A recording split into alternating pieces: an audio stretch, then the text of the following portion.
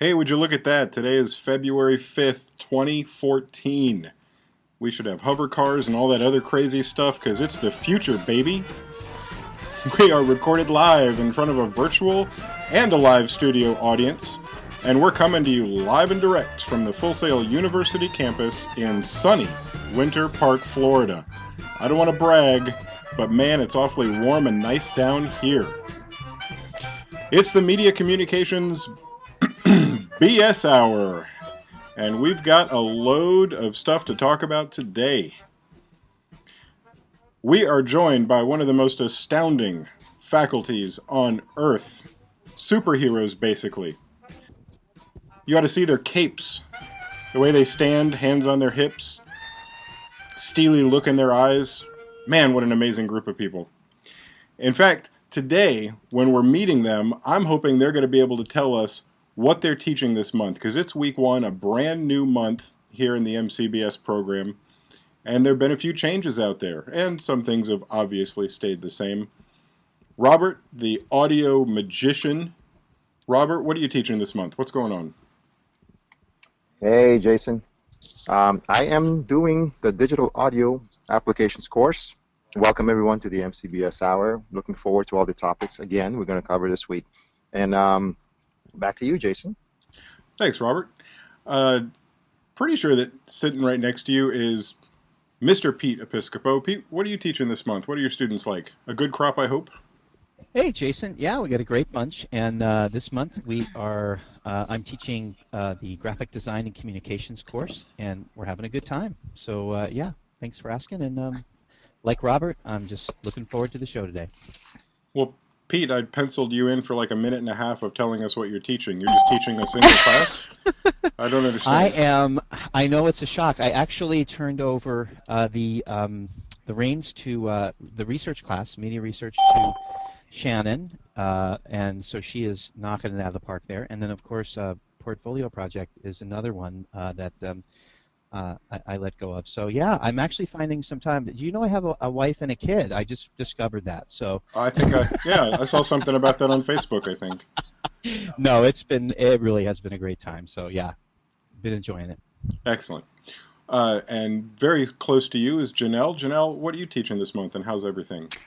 I am teaching project management on campus and online, so it's kind of awesome because it's What? my first time on campus. Woo! Woohoo! Yeah, students are awesome. Right. Awesome, awesome. Isn't that So, good campus stuff. exciting? Yes, very different from online, but it's still very exciting. Right. All right. Excellent. Well, congratulations on your brand new month of campus. And speaking of brand new months, I think Pete gave a spoiler away. Shannon, what are you teaching this month? All right. Hi, everybody. Yep, I am. I'm teaching research and media communications, the exciting world of data and analytics and visually representing all those things in a pleasing manner. So I love it, and I'm having a lot of fun doing it too. Wow. Now, it's no wonder that somebody like that can make research an exciting class to take. Good job, Shannon. Lisa, what is your month like, Lisa? What are you teaching, and how are those students you've got? What am I teaching? What am I not teaching? That's the question. I am teaching my usual aesthetics and theory of communication course, along with portfolio projects 1, 2, and 3. Man. And they are all four of them are great groups of students. Very active group this month, so that's always good to see. Yeah, that makes life so much easier when the students show up to go-to sessions and they're there interacting. Good. Glad to hear that. Uh, and now in the deep dark dungeon, Phyllis, how is your month? What are you teaching this month? I'm teaching digital video and editing principles and absolutely loving it. Had a good month last month also, and I'm really excited about this month. Got a nice big group, and everybody's very active and very excited. Heck yeah.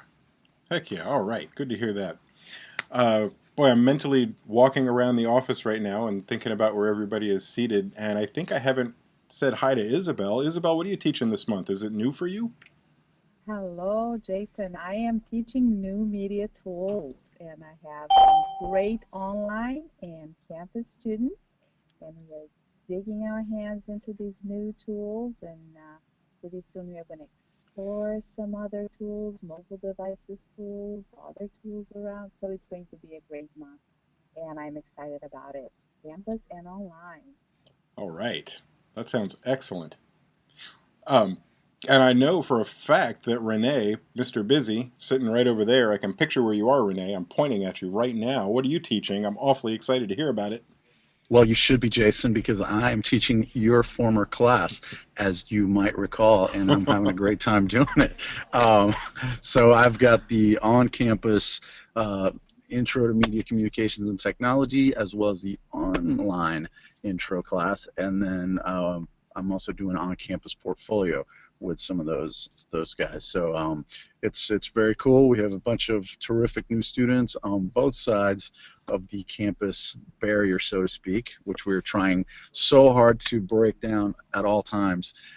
So we've got people from Washington State, we've got people from Massachusetts, people from traveling as they take their class on business trips in San Francisco, and all kinds of cool stuff. So and locally, we've got a couple of West Virginia students who have made their way down here to study with us on campus. So it's pretty cool. And one gentleman from the Virgin Islands. So it's kind of a, it's getting global. Let's just say it's national right now. We're reaching out for global. Yeah, we sound a lot like a Coca-Cola advertisement, you might say. Mm-hmm. Yes. Not to foreshadow that or anything. No. I am unsure, by the way, who else is out there. I don't have access to the panel that lets me see who's here. Do we have any other faculty floating around? Emily is at her home station, I believe. Emily, what is your busy month like? Oh, Jason. I am actually teaching nothing this month. The faculty might all be jealous at the sound of that, but really I am just overwhelmed with the amount of work that goes into planning one of the next very exciting courses in our MCBS lineup, which is the web design course. So this month I'm taking a little time to just steep myself in all of the resources and materials and write all the activities, and it's really a fun process. I enjoy it quite a bit, but it does leave my head spinning at the end of the day. So I am here, I am around. I'm just kind of focusing on the planning and building of the course this month. Well, thank you for that. Emily and I are sharing the exact same burden, which seems great. You got a whole month to plan a class. That's exciting. I'm in the middle of planning gaming and transmedia storytelling. The problem is there is so much incredible stuff out there that you could bring into a class like that you just don't know where to cut. I'm overwhelmed with possibilities, and I think Emily is too. But that means nothing but incredibly lucky good things for you students moving through the program, because we're preparing for you guys. Now, before we get going, I definitely wanted to show off a picture of our faculty that doesn't have everybody in it, so we'll have to make another one soon. But I am just so tickled with what our very own Pete Episcopo did with his mad Photoshop skills. But that just makes me feel like I'm in an action movie right there. This picture is hilarious. Yeah. That's like 70s fiery, cheesy look. Yeah. We look pretty cool there, don't we? It's got a little Charlie's Angels thing, yeah. It's got the Angels thing going on, yeah, definitely. Yeah. We all have our favorites, but I think Robert looks like he's about to kill somebody with a keyboard. Like that's his weapon of choice. Yeah. Lisa is showing great form with the way she's supporting the wrist. Yeah, she's got that handgun maneuver there really down pat. Should we be concerned at how well she seems to do that? Not me, because I like Lisa. We're tight. She's not going to do anything to me. The Emily brain, though, is the best. That is just, wow, with a sword. And the face. Yeah. I don't know if you guys can see it either, but we've got our program mascot seated in the middle. That's Mr. Evil Unicorn with the Lay of Happiness. So I can't begin to explain if that represents anything, but there it is. It's our mascot. And with that, we're going to leave that good-looking bunch and head directly into our first Media in the News segment. And in this segment of Media in the News, It is a faculty free-for-all because we're going to stay right here on this slide until we hear what you guys thought about your favorite commercial from this recent rash of amazing commercials. I can't even begin to explain why in the world so many good commercials all came out last Sunday. And I think you guys all know why I can't begin to explain. It's because I can't say it. But I love what Colbert did with his superb owl. But because of the superb owl, we had a lot of awesome commercials, and I would like to find out from you guys what your favorites were. Lay it on me. I actually don't like any of those. Oh, not of these four. Not of these four. Oh, okay. I mean, of Well, all that came out. I like the Tim Tebow one. I was talking about this in class. I just think it was kind of funny how he was making fun of himself and how T-Mobile was able to tie that into their no contract kind of thing. That's it. No. Just Nice. quiet. I was waiting for Shannon to chime in because you were saying something pro Tim Tebow, so obviously that would come next. Hint, hint. Shannon's not chiming. I think she's a little bit off axis with her mic. Oh. She's going to really regret not getting a chance to talk about how much she loves Tim Tebow. Pete, what about you? What was your fave? No, wait. I do love Tim Tebow. Too late, Shannon. Too late. It is complicated. Me and Shannon are sharing the same computer because there was a technical glitch on hers. So sometimes it's not me talking. Sometimes it's Shannon. So it's just for you to guess. But you will know when Shannon talks or writes. Yes. So just to be clear, I do love Tim Tebow. Great commercial. All right. Did that dog and the horse one come after the fourth quarter? Because I left, so I didn't see it. Okay, because that's why I missed that one. Yeah, they saved a few for the fourth quarter. So there was still some pretty heavy hitters, including I think the 3 movie star British bad guy commercial. Yeah, I didn't see that one either, and Yeah. I don't know what the top one is. There were too many car commercials, that's for sure. There were a lot, and I've never seen so many movie stars in commercials. Seemed to be the trend this year was let's get A-list movie stars. So you had Scarlett Johansson making fun of or trying to have a viral video, which I don't think was very viral at all. But the Kia one with the Matrix was really good, even though I do love Scarlett Johansson. But the Kia Matrix one with Lawrence Fishburne was pretty Lawrence awesome. Fishburne, yep. That was awesome, and the pistachio head, and I guess that was the other trend was here we'll do one commercial and then we'll come back and do another commercial, kicking it up a notch. So I think Ford did that, and the pistachio people did that too, and I thought the pistachio people won that battle. Clayson is saying the Jag commercial. Yeah, that one was really good, Clayson. I'll tell you what though, the dog and horse got so talked up. So by the time it came on, I was ready. I had the tissue box out. I was ready to be totally like Pixar'd by this thing, and it didn't deliver for me. I don't know. It just it was okay. It was pretty. It wasn't this knockout punch I thought it was going to be. So yeah, that was. And then the other surprise was Bob Dylan doing a car commercial, which that was totally terrible. That was very strange. That threw off my Bob Dylan universe at that terrible. Point. So, yeah. And that was very late also, right? Wasn't that like very late in the game? Yeah, that was late in the game. Broadcast, yeah. I did see that one, though. That was so boring. Yeah, it was long. It was 2 minutes long. It was like way ridiculous. Too long. So I had 2 other, on the silly note, my two of my favorite silly ones were the Radio Shack one where the guys are standing in the old store. And that one was great! That was I did the like 80s. that one. So the 80s called and they want their store back, and then they got basically anybody who was ever famous in the 80s to show up. So that was good. And then I like the TurboTax one with the guy watching where they go, this is awful. Neither of these are your team. This is almost as bad as watching somebody take your girl to the prom. And they just twist the knife and talk about, they show the other guy at the prom and he's sitting on the couch watching and the guy's getting interviewed and he's getting all this glory. And the punchline, the twist was that why don't you make this your night? Just do your taxes right now, and you'll get your refund. And you just totally don't expect, you don't know what they're advertising.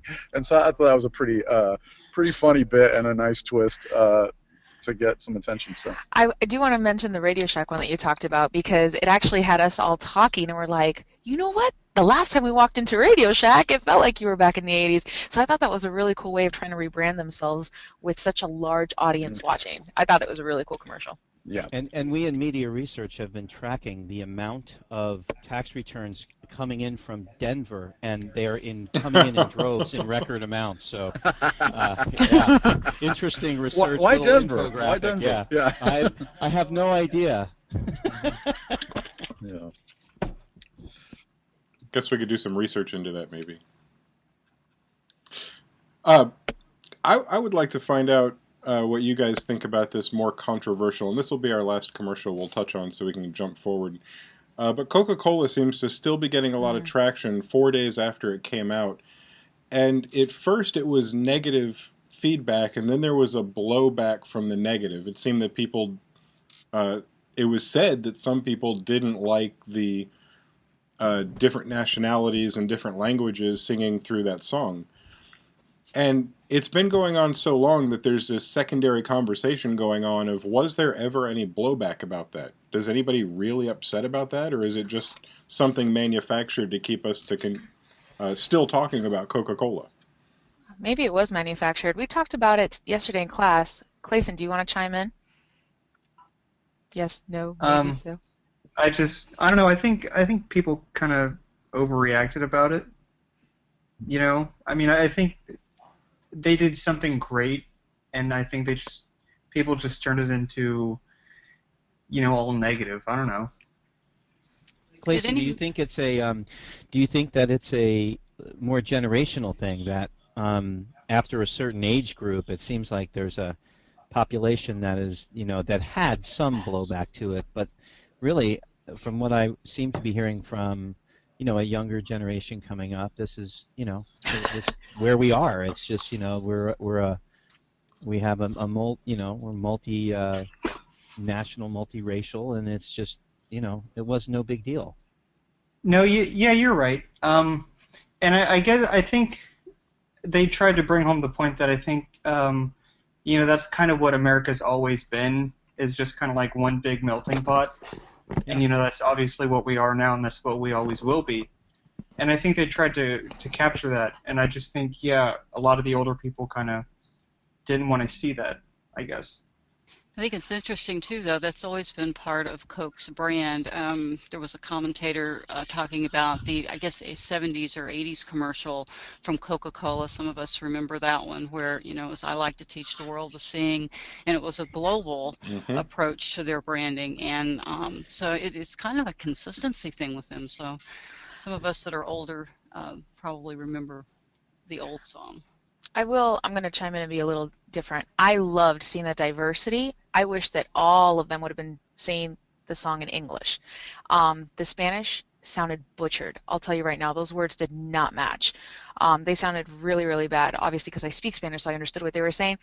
But I think it would have been beautiful of Coca-Cola to continue that representation of all the countries and nationalities, which is exactly what America is, but singing America the Beautiful in English. That's me personally. Emily, ready? Disagree? Oh, I'll disagree. I thought it was beautiful. I like the Spanish version, but I also disagree, Janelle. I feel like I knew it. There's no surprise there. I don't think it would have had nearly the same impact as it did with everybody kind of singing it in their native language. I don't think there could be a real clean, just on the basis of linguistics, like I don't think there could be a clean translation where it was going to sound exactly. I mean, it's an American song with American verbiage and and sung in English, it makes sense. But perhaps translating it into the other languages, it does sound butchered. But I agree with what Phyllis said. I think it's consistency for their branding and just thinking about Coca-Cola as this global entity. But I think this is what makes this show so interesting. Is is you and I going back and forth battling this. I know. Man, that was so cool. It happened so naturally. I wanted to reach out and ask Robert, because I think, if I'm not mistaken, he could tell us how the translations were on every other language, because I think he speaks them all. Is that right, Jason? What'd you think, Robert? Really? Well, are you asking me as a musician or as an audience participant? Which one is it? Instead, let me change the question for fear that you're going to answer both of those and I'm not going to know how to respond. And instead ask you, because I don't have a slide prepared, but I really enjoyed our conversation about the Red Hot Chili Peppers and their halftime show and how plugged in they weren't and why that might be. Could you spell that out for us? Of course, that seemed it's been a couple of days trending now, where the whole halftime show was rigged, and the Hot Chili Peppers came out with their guitars not plugged in, and just reality check, people. This is a live, very short time that they have to put together a halftime show that is in the middle of a field with tons of wireless gear, RF issues, 3 lines of transmission that they have to have clean to one for stadium, one for live, one for broadcast feed. If you thought that Bruno Mars was completely live, then you missed the boat completely there too. They have to pre-record these shows. The reason why, there's too many variables that can go wrong live, and they have to guarantee that all their 3 feeds have all the high definition audio that they can transmit, and to perfection. So there's no time for errors when it comes to those kind of shows. They're very fast paced, and how they come to those is by doing dry runs in the time that they have for setups, breakdowns, and everything. This is from completing the stage, wiring all the gear up, all the wireless gear that they need as well, rigging for the lights. I mean, all of it has to happen within like 15 minutes, and then broken down within 10. So when they do this dry runs and stuff is not working, guess what? They're going to go to the alternate methods. So the cool thing though about the Chili Peppers, which is one of my favorite bands, definitely. I mean, for 30 plus years, they have nothing to prove to anybody. This was just another stage for them and another notch in their belt. The cool thing, though, the song that they picked was "Give It Away." Now, can you imagine with these guys, with their controversial, if you know about these guys, with the controversial that always surrounded them about their music and them not wanting to mime anything ever, do you think the amount of cameras that were on them, they coming out with guitars unplugged, that nobody was going to pick that up? Or was that intentional? Again, give it away. Think about it. Give it away. Give it away. Come on. They had that. They wanted to show their fans that, yes, this is a show. This is a halftime show that was intentionally done that way. So we're not going to come up with death packs, which is, plug us in and then we'll just kind of do the mime thing. No, we're going to show that it is a show. We're just there for the visual. And if you go and look on their website, where Flea's letter, that's all over Facebook as well, you can read how they came to this decision. Number one, it was an agreement with NFL that it goes without saying, this is how the live show is going to go down, period. You agree to it, or you don't. And the court, the ball was placed in their court, whether they wanted to take it, and it was a great opportunity for them to revive, to introduce the Chili Peppers to a brand new generation of whoever was watching the big game. I almost had I caught myself there, but I think it was done very well. And last but not least, make sure. A lot of people do not educate themselves sometimes, and before they post things and doing as far as the social media stuff, make sure you get all your facts right before you post something and then look completely. We had an episode on one of these shows a while back where somebody lost their job with doing some of these postings. Just educate yourself before you post and get the facts straight. And last but not least, the amount of dollars that these guys are going to be making by simply doing a live recording, a live pre-recorded from sync licensing versus doing just a live show is insane. So think about that. And their website was down on Monday.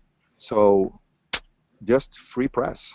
Look at that, free press, and everybody, they got new songs coming up. So guess what? The Chili Peppers are banking it. So that's my point. Excellent. I appreciate that perspective. You know a lot more about that end of the industry. Um, the extra money they make, I think, intrigues me the most. It's really interesting. They found a way to not only make however much you make for playing the Super Bowl, but because they've got that pre-recorded section, they're going to continue to make more and more money from it. That's outrageously good.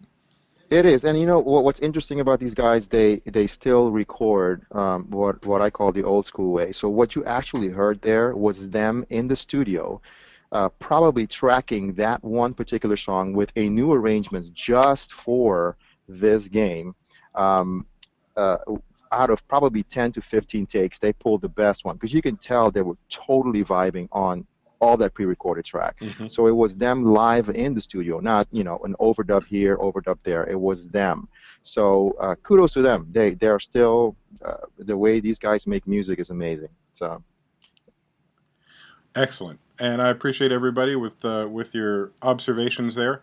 It was a spectacular big game last weekend, and I got to enjoy it with this amazing faculty because we all have a WhatsApp together, and we got solid commentary throughout the entire event.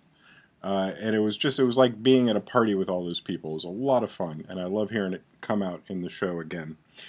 And that finishes up the big games media in the news and takes us to a quick little media in the news about Facebook. Has anybody out there seen this Facebook A Look Back video? Yes. Yeah, who's Mine's taking terrible. advantage of that? Yours is terrible. Who else has done this on Mine Facebook? is so dumb.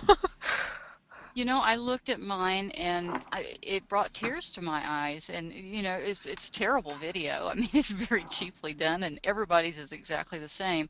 But I think it resonated emotionally with people when they saw theirs because it was like a little scrapbook. And the biggest hits kind of came forward. And so it was a nice little look back, I thought.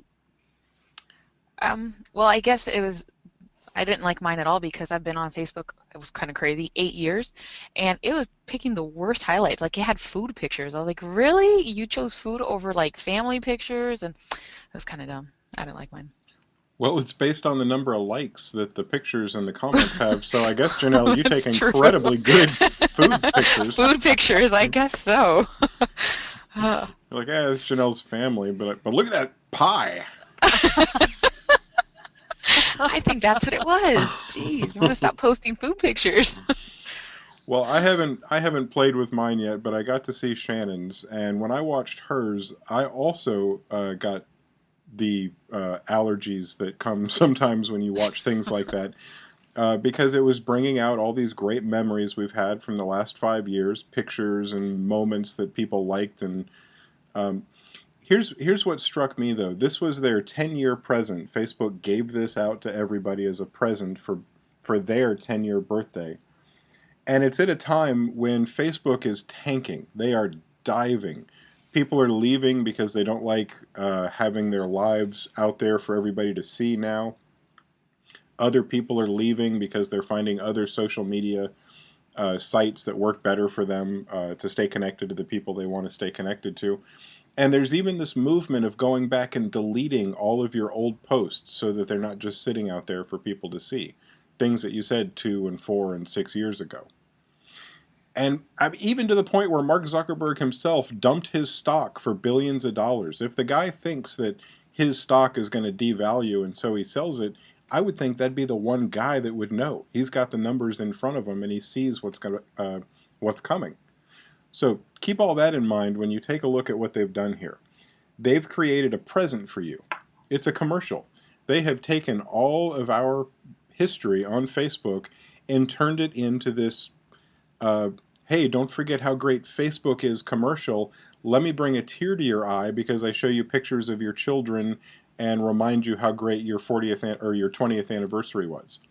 That kind of stuff really grabbed me. I mean, I'm sitting here, Mr. Facebook hater, and I watched Shannon's, and at the end of it, I was thinking, man, I need to get on Facebook and update some stuff and put some pictures up there. And I mean, it worked. So present, I don't know, commercial, I don't know. Absolutely. Yeah. But it's grabbing people, and I'm saying that if I really think this is a great way for them to try and overcome, make people forget why they wanted to leave, and instead make them remember why they should want to stay. So, wow, great job, Facebook, trying to pull this phoenix out of the ashes, I think. Any other comments on that before we move on? Well, we're going to have some comments soon because we're going a little out of order today, and I get awfully excited gearing up for this one. But you know what's coming. Oh, never mind. Something completely different.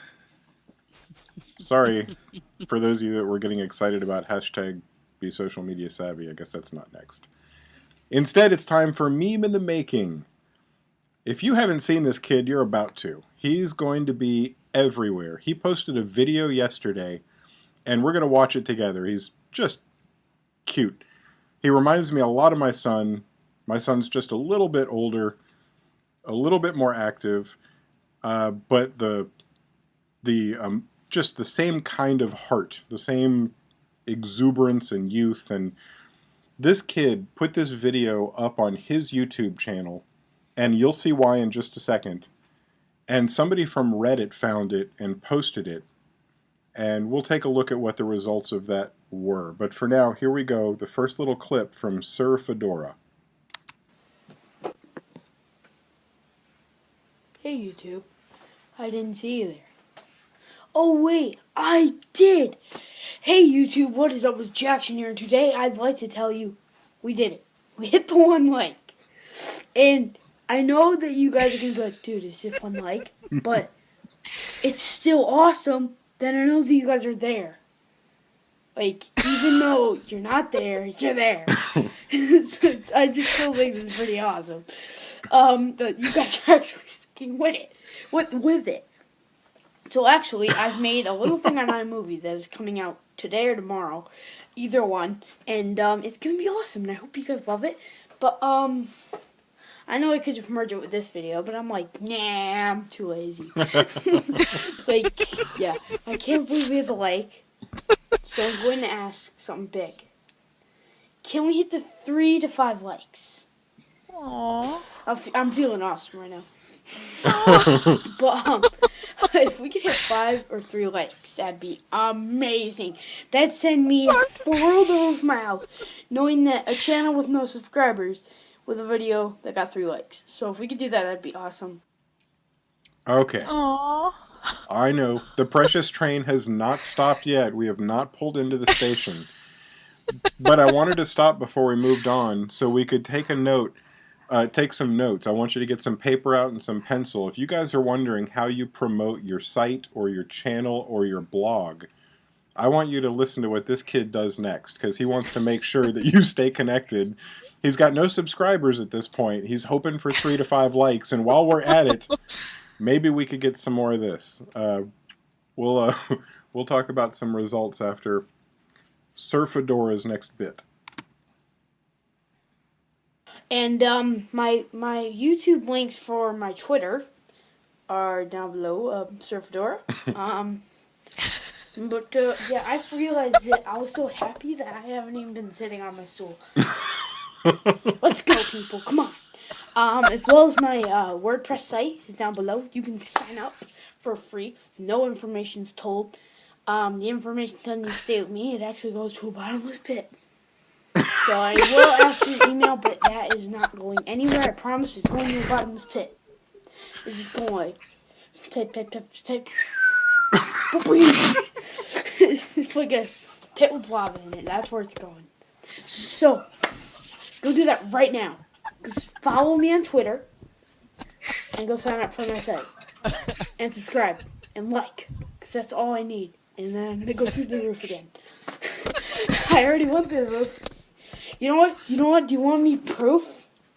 You want proof? Yeah, I went through the roof. Yeah. I went through the roof.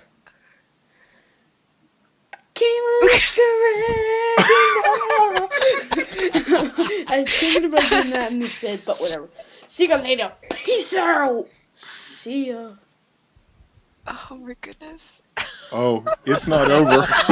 Hang tight. Hold on. Give me like a regular, and never hit so hard.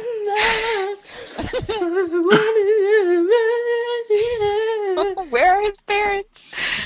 Oh my gosh. So that's clips and pieces. I mean, there's a lot more information about how you can follow along with him. He's got a forum plugin on his WordPress site. You can join there, and That is genius. That is genius. Unbelievable. and now you gotta imagine. Look how happy he is with that one hit and no subscriptions. As of an hour and a half ago, thanks to Reddit traffic and the big hearts of the people at Reddit, he's up to 52,000 likes. A little bit more than 3 to 5. And he was, and this is an hour and a half ago, up to 16,000 subscribers. Could somebody check that now? I think if you look for... Yep, I'm going. Yeah, he's in there somewhere. Just astounding. Sir Fedora, heartfelt video about how excited he was to have his first like.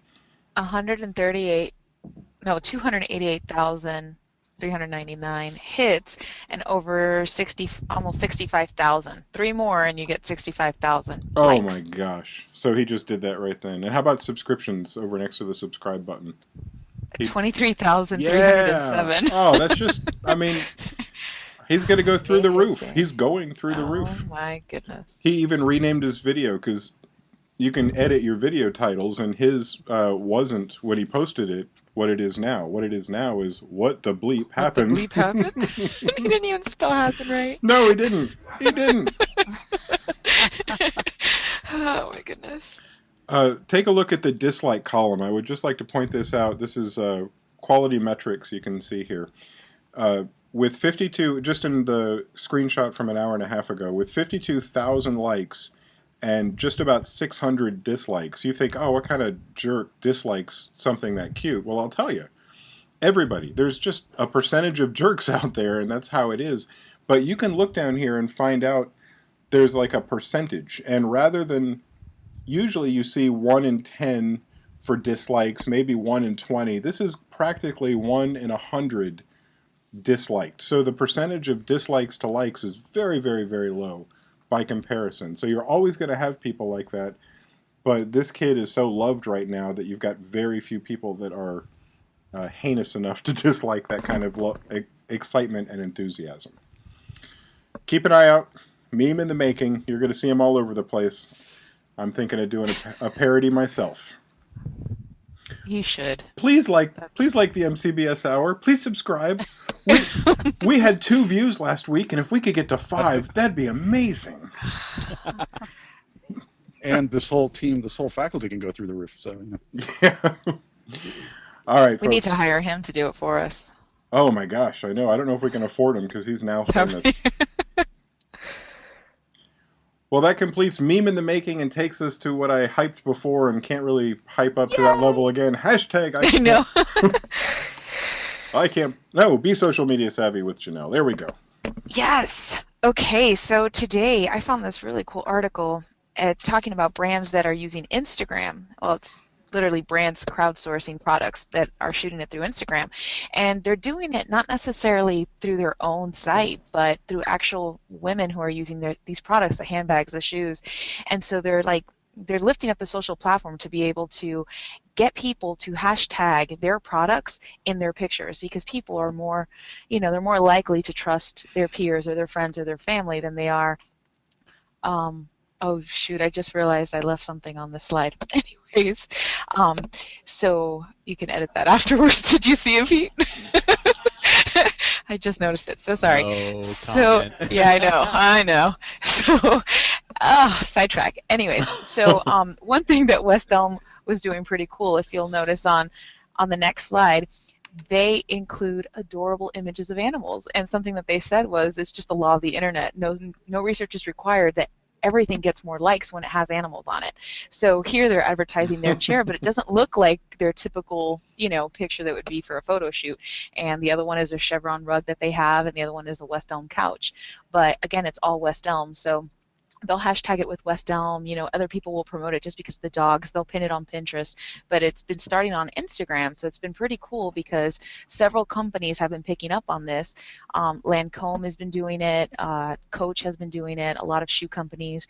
But what they'll do is they'll also look at what consumers are posting. They'll look at, if red is the color that's trending and getting the most likes, they'll put out a shoe that's red and it resembles the same kind of shade of red that most people are liking. So it's pretty interesting how companies have been jumping on this, but more and more are kind of jumping on the bandwagon of trying to get their consumers involved in it. And something cool that L'Oreal did, I don't know if anybody a few months back saw like the hashtag bear selfie, and people were just posting pictures of themselves without any makeup, and it was just kind of to show, you're beautiful no matter what. But the campaign urged women, to be proud of the skin they're in while promoting a cosmetic, a new thing called Dream Tone, which it actually promises to correct blemishes. But when they do the hashtag bear selfie, it links them to that, and it's all part of L'Oreal's thing. So, sometimes it seems like it's this pure. It always comes back to money. It always comes back to their products, but it's pretty cool the way they're doing it. So that is my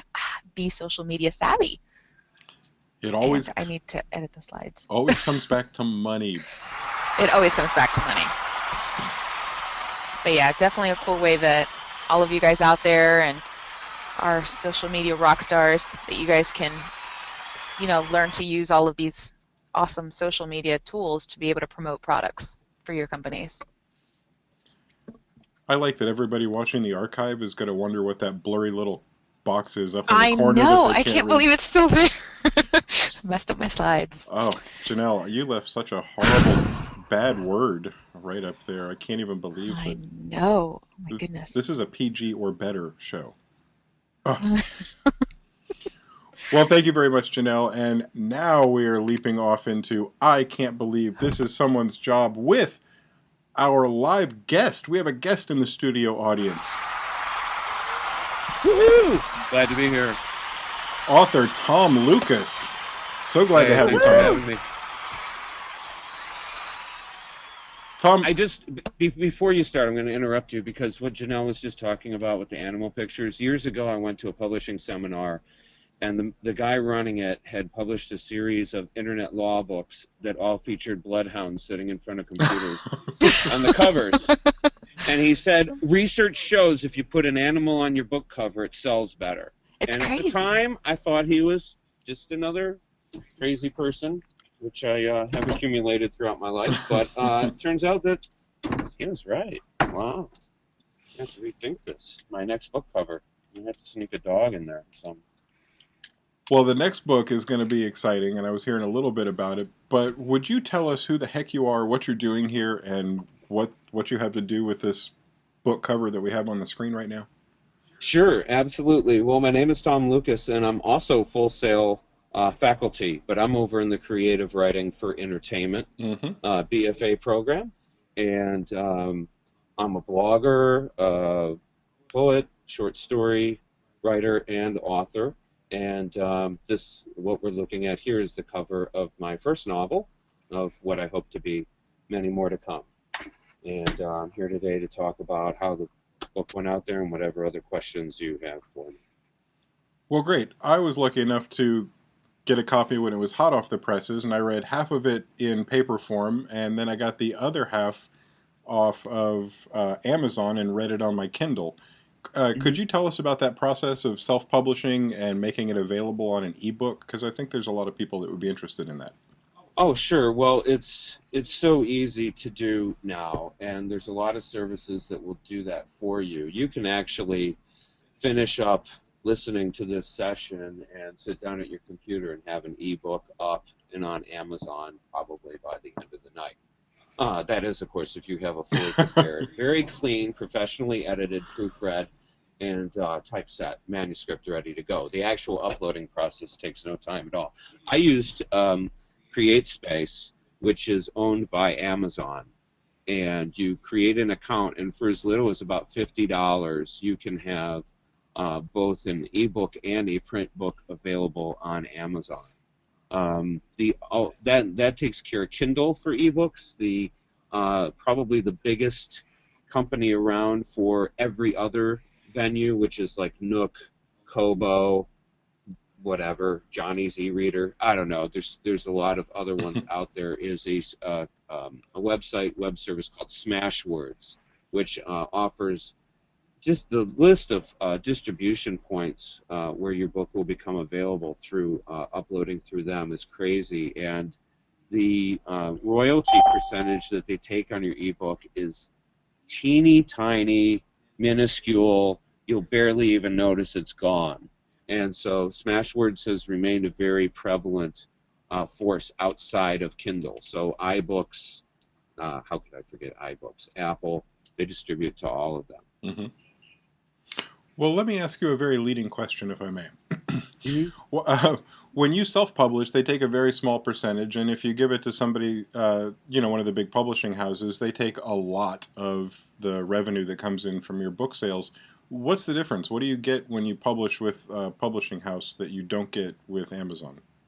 Okay, so this is a conversation that's going on a lot right now, because what you're seeing in the publishing world, I kind of see a correlation to what has happened with the music industry, say, over the last decade or so, sort of just post-Napster sort of era, in terms of sort of a deconstruction of the old model of very small set of gatekeepers controlling all the available content that was out there. So it's kind of happening in publishing too, and there's some authors that are having incredible success through ebook sales. But what a large publisher will do for you is, first of all, they have the network in place. Your book is going to get to all the places it needs to get to in terms of media, reviewers, promotions, and things like that. You have a very short amount of time to sell a lot of books if you want to keep your relationship with your publisher all warm and cozy. For those of you who maybe don't know, when you walk into a Barnes & Noble, for example, or Books A Million or whatever, when you see the books laid out on the table, every single book, the publisher has paid additional money for that book to be on display. Okay, they're not just set on the table because they're new. A publisher has paid for them to be there. Same with any sort of front-facing book, so on and so forth. So the publisher will send these bookstores lots and lots of books for inventory. The bookstore will sell what it can, and then after about 3 months, they keep 1 or 2 copies on the shelves. They tear the cover off of every book they haven't sold and send it back to the publisher, and the only thing they pay for is the books that they sold, and the publisher takes whatever loss it is and sort of absorbs it in there. So the publishers have, great distribution, great resources for promotion, and everything has been, these deep channels have been set for a very long time. The downside is they take a lot of your money, and you don't have a lot of time to sell your book. Small presses are kind of in between. Small presses will be with you for a lifetime with your book, but they don't obviously have the power that a big publisher has in terms of being able to release as much inventory as possible, but they will give you a pretty solid support network. So something, my students in the writing program, all of them have at least one book in them. I often talk about small presses being very viable. And then the author control method, which is self-publishing, indie publishing, author publishing, there's a lot of names that they have for it now. You're in control of everything, which is good and bad, depending on how much time during the day that you have. You will retain the most amount of royalties. You have to work very hard to promote your work, and you have to do all the work on the street and all those things, but in some ways it's much more gratifying because you really are in control. And Hugh Howley, author of Wool, is a great success story that people talk about a lot these days, because he was the first author to negotiate a hybrid contract with a major publisher. His ebook Wool was, I think he was generating about $150,000 a month in revenue from ebook sales, and every publisher wanted him, and he said, what can you possibly do for me that I'm not already doing? And I'm keeping 85% of my royalties as opposed to the 15% you would give me. And not a single publisher could really, argue with him. So I want to say Simon and Schuster finally got him to just sell them the print rights, so that his book would be distributed, would end up in a lot more bookstores, on physical shelves, and in libraries. So he said, I'm going to still take this incredible amount of income from the ebooks. You can't touch them. You have no rights to them. I can do whatever I want, and you are only allowed to distribute my book in bookstores and libraries. And that was a 6-figure deal, if I'm not mistaken. So there's some really exciting stuff that's happening due to the technology that's now available. That's amazing. What a lottery-winning story that is. Every author likes to hear that, I bet. Yeah, no, it's an inspiration for sure. Well, since you're one of those indie publishers and you self-published your book, oops, we went out of order. Oh, that's great. Good stream cap. What are some of the things that you did to help promote your book? Okay. That's a great question. First and foremost, I have a blog, and that's readtomlucas.com. And, thank you. Very good. And I started blogging about a year before I actually released the book. And the content that's on my blog, a lot of short pieces, poetry, and whatnot. But also one of the other things I did is I started writing about the process of putting the book together. Mm-hmm. And what started happening was that other people that were doing the same thing as me, or were just interested in writing or self-publishing, started following me. And I started building a base of sort of loyal supporters, really comrades in arms, so that when I got close to releasing the book, I had people to send advance copies to get me some reviews. And then the other thing, and we saw a sneak preview of it on the next slide, was there's this thing called a book trailer, which is kind of this interesting little phenomenon where essentially people create a commercial for their book, which is, intuitively not something you think is normally something you would advertise per se. So I kind of studied that a little bit and looked at the different kind of book trailers that were out there, and I didn't see any that really had any kind of humor, which is a big part of my book anyway. And also they just seemed to be all so serious. And they were all like, in a world where, whatever, the guy. Oh, yeah. So let's do something different. And so we did something that is really kind of perplexing, which is pretty much the feeling you get when you read my book. So it lined up nice, and it was a little chunk of media that I could place in a lot of, different areas. It's on my Amazon page, it's on my Goodreads page, it's on my Facebook page, it's on the YouTube channel. And, hats off, no pun intended, to Sir Fedora for his meteoric rise to the YouTube community. Although my my YouTube page that I'm looking at right now says only 453 views, it's more in the thousands because of all the other pages that I have this little guy pasted. So so that was a part of it too. I think the humor that you brought to the trailer added a lot to it. The book is called Leather to the Corinthians. That's leather, like what you make your shoes out of. Leather to the Corinthians. If you want to search for that in YouTube, it's a quick search result. He'll be right at the top, and you can watch that. But Tom, I was hoping before we let you go that you would give us kind of an overview of the kind of. I've read so many descriptions of your book. I was hoping to have you give us one yourself. How would you sum up this book in 20 minutes or less? Yeah, that's about what I need. I think at the end of the day, I wrote a book that people just hand to someone and say, well, you just have to read it. Right. I can't really tell you what it is.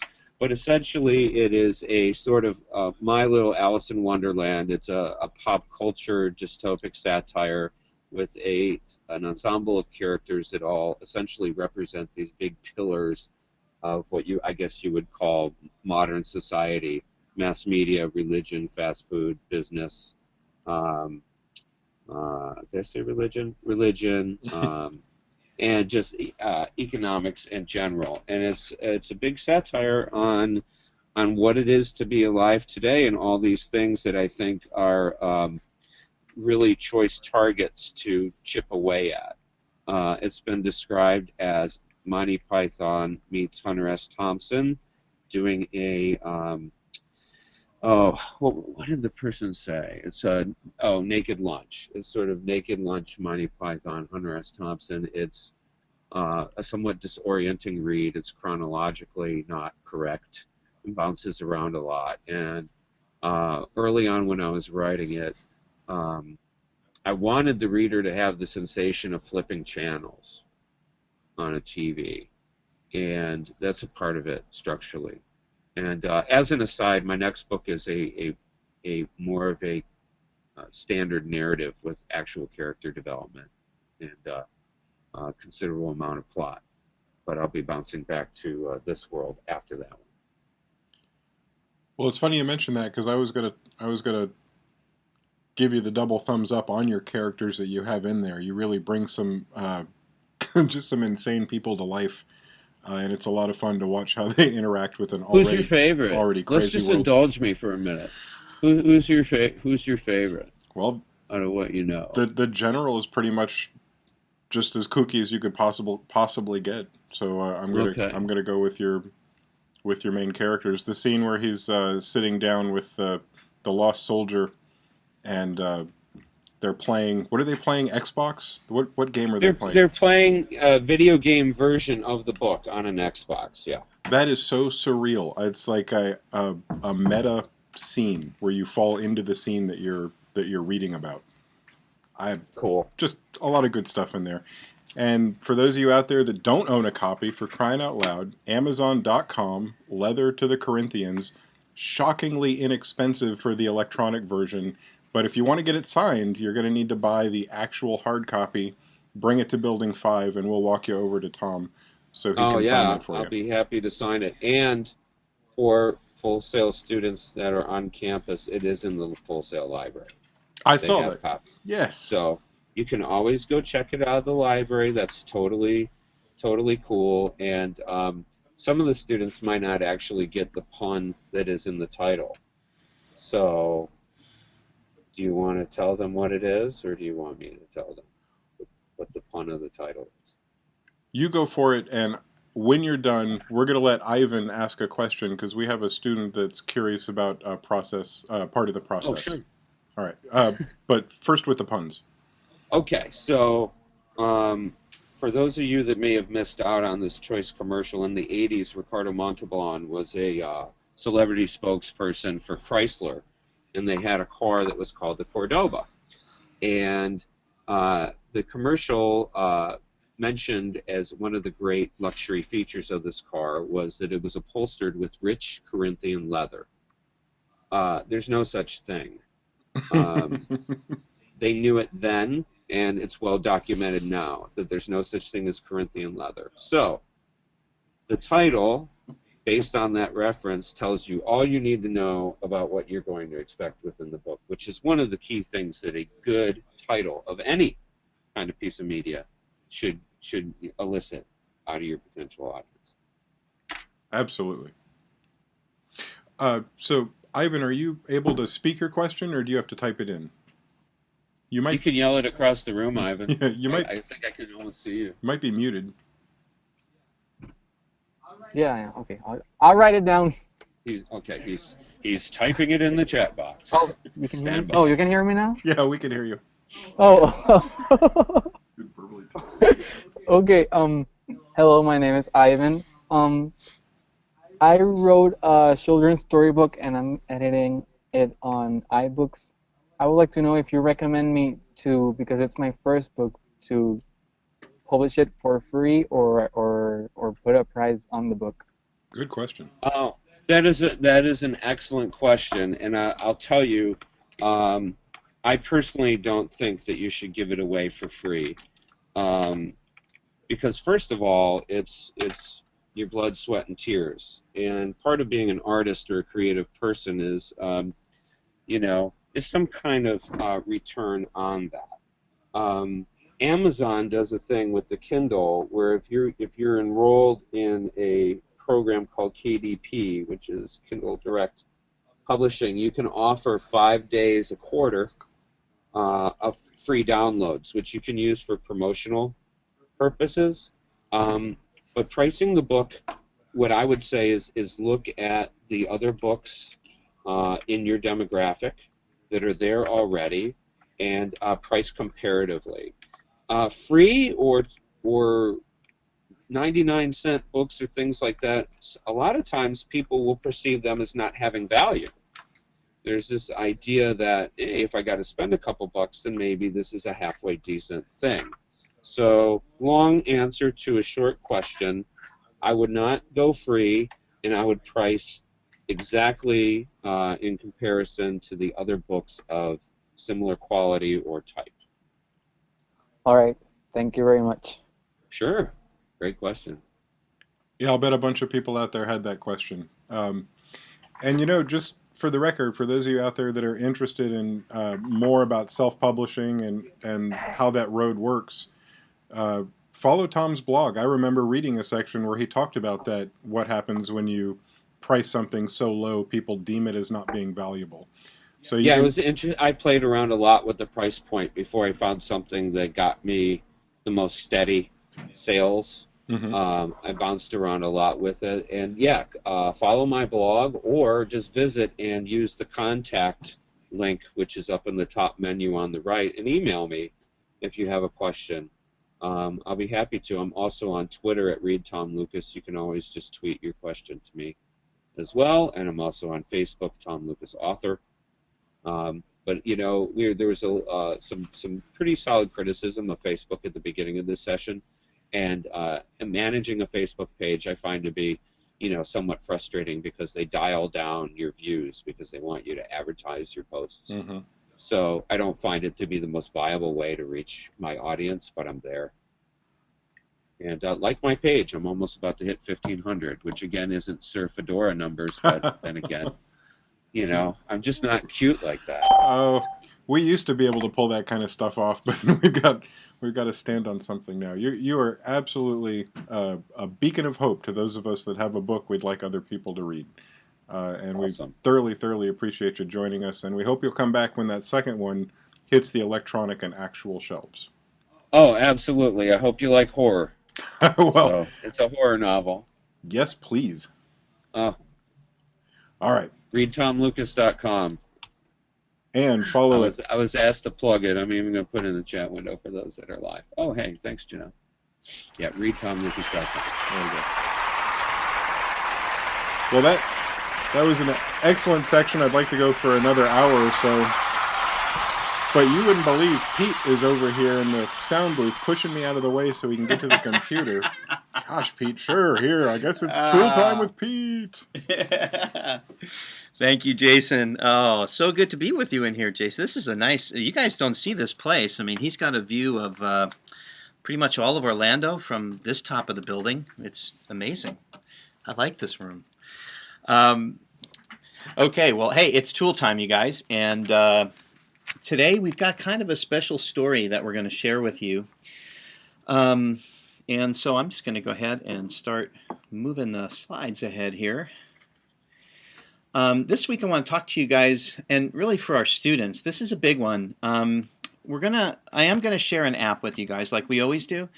But this one kind of caught my attention. I was looking at an app called Yahoo News Digest, which is pretty cool, and the technology behind it, as I was doing the research and trying to find out how it's so cool and why it's so cool, I ended up not talking about Yahoo News Digest so much as I want to kind of focus on the reason it exists. And so we're going to talk about Proverbs and Possibilities for a second today, and this gentleman that you may or may not know as you get a good look at Nick Deloisio there. Okay.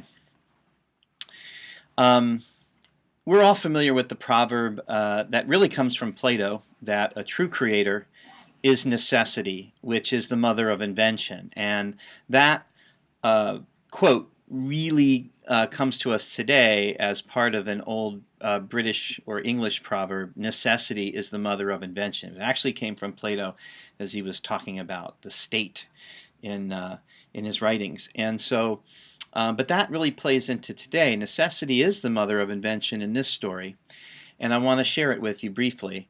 You may have read in the news that Yahoo had acquired recently an app called Sumly.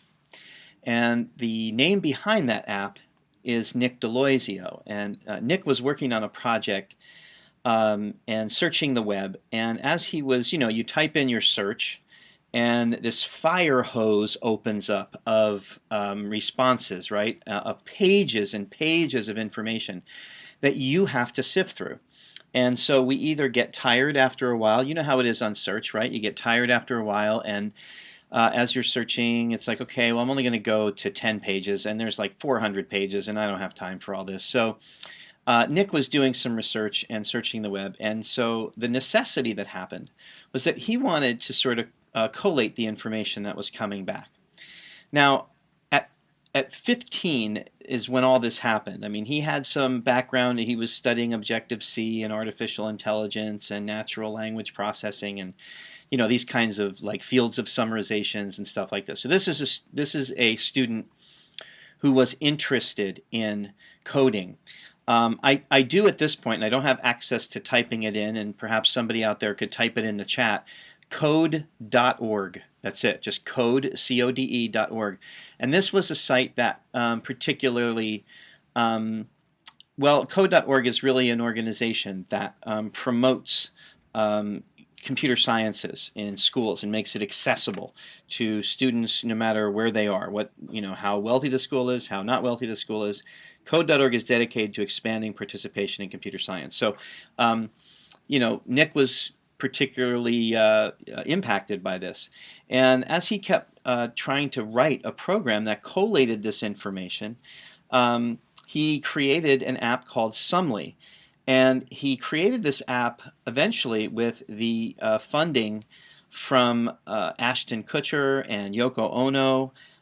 There's a Hong Kong investor, Li Ka-shing, who is very, very popular with philanthropic works as well.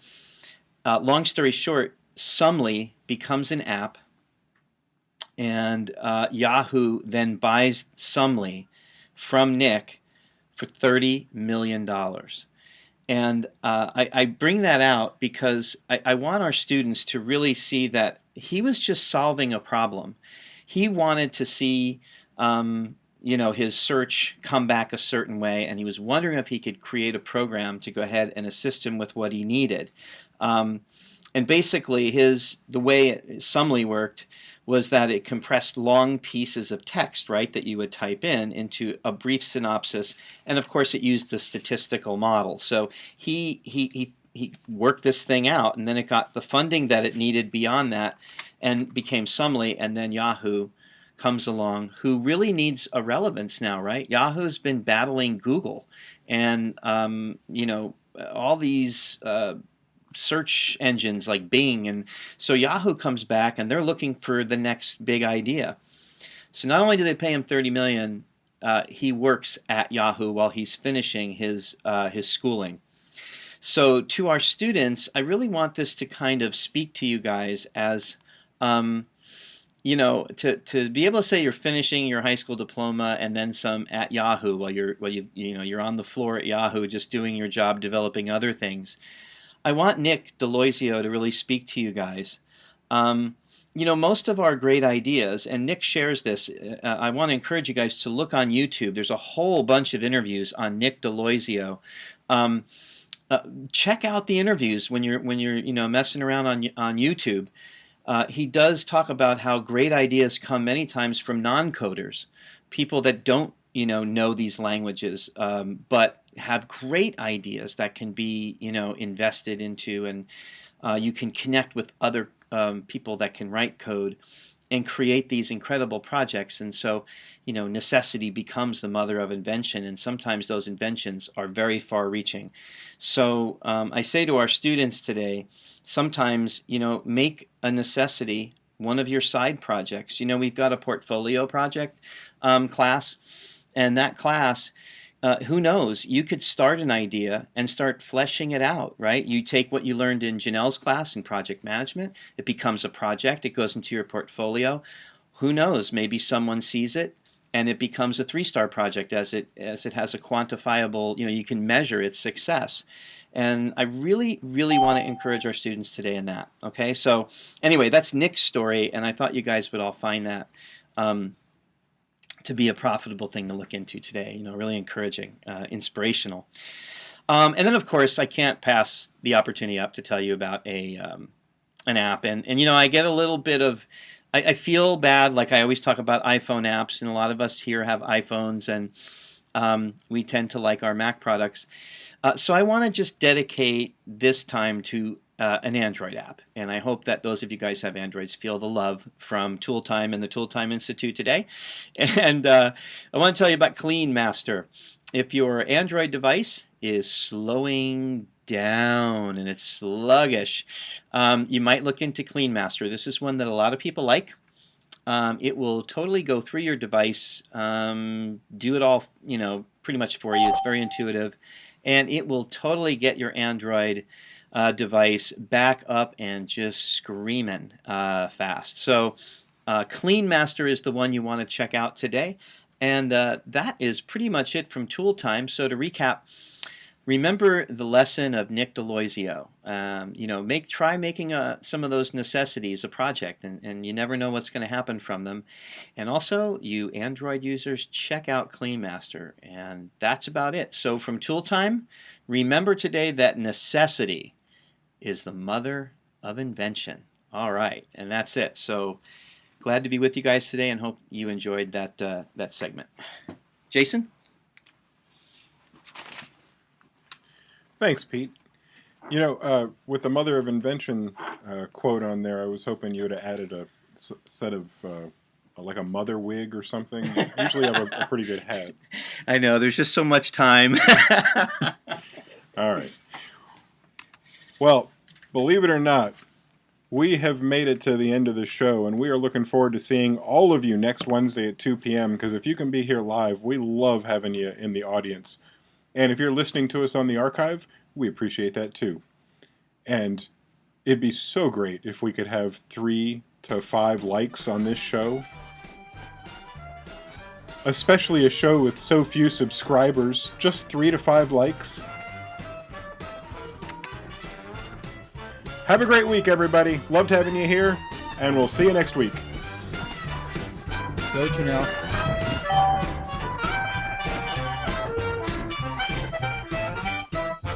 Boom! Boom!